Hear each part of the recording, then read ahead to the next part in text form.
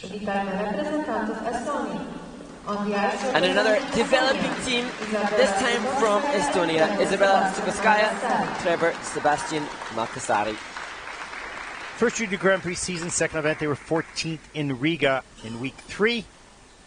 44.27 personal best from that competition in Riga, as they will skate for the second time in the Junior Grand Prix to the Phantom of the Opera.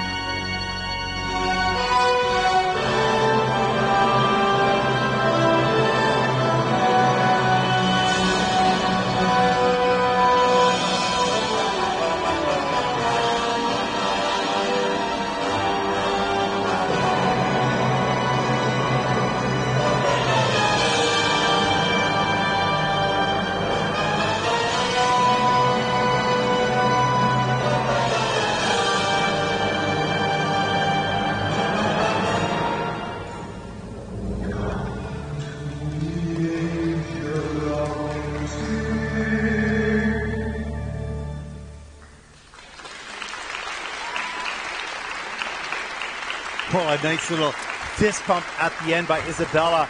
I really thought that that was a good skate for them. When we talk about the levels of ability at this stage of the development, we know where they're at in that development, and that was a really good skate for where they're at.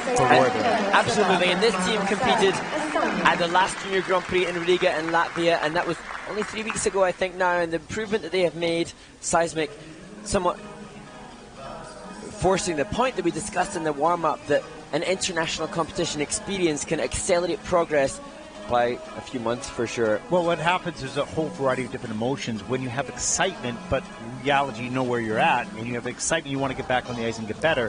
When you have disappointment, you want to get back on the ice and get better. And when you have success, you want to get back on the ice and continue the success. Either way, it's motivational, right?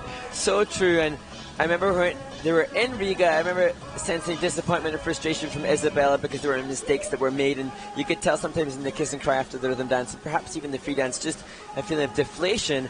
And when you come to the Junior Grand Prix, as this team has, they will have come here earlier in the week, they'll have had training days, and the dancers have started the competition later, so they'll have been training and surrounded by others for a longer period. And sometimes, if you know that you're not competitive with them, that can be pretty depressing and frustrating. They've gone back now, they've gone back to their training base, and they've obviously grafted incredibly hard.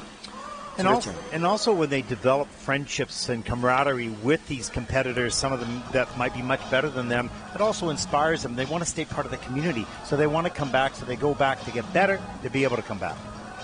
If that makes sense. A lot of back in there. I'm with you, that makes sense, and I like the straight line lift, the features that they chose, and this team, like so many of those that will be competing, chose to do the choreographic character step sequence, and the teams all have the choice of different choreographic elements in this the choreographic character step sequence, an opportunity to really sell the story of their free dances to the judges.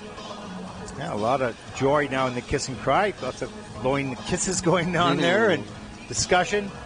Happier couple for sure in the kiss and cry at this event. Much improved. Absolutely. It feels so much better. I mean, you know, when we have a bad show or a bad, you know, we're not doing well, we're mumbling about me. That's me most of the time. You feel much better when you have a good, a good competition, all is a good well broadcast. All is well in your world again. Yeah. And Estonian ice dancers, you have to look back to 2007. There was a Junior World silver medal for an Estonian team, Grunberg and Christian Rand. And that, I'm sure, something that SUKHOVSKAYA and MALKASAARI will have looked back up on YouTube. Yeah, it's so much of an advantage for these young skaters to have YouTube, the bank of YouTube videos from the historical perspective, but also from a learning perspective. Let's take a look at the free dance scores for Isabella and Trevor Sebastian.